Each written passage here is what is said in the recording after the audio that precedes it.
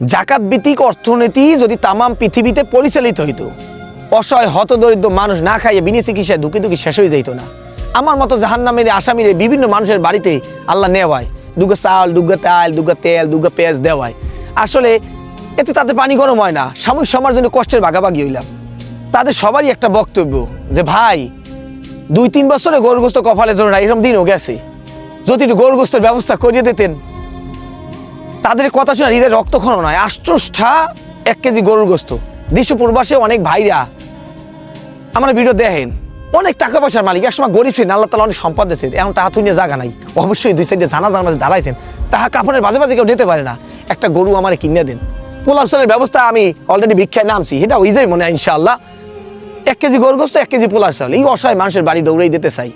ওই ব্যক্তি খাইয়া দোয়া যদি নাও করে, আপনি তো আল্লাহ রাজি খুশি যদি দান করবেন, নামাজ পড়েন না, রোজা রাখেন নাই, আল্লাহ ক্ষমা করে দিতে পারে। কিন্তু ওই উসিলায় আল্লাহ কিয়ামতের মাঠে আল্লাহ এই উসিলায় ক্ষমা করে দিয়ে জান্নাত দিয়ে দিতে পারে।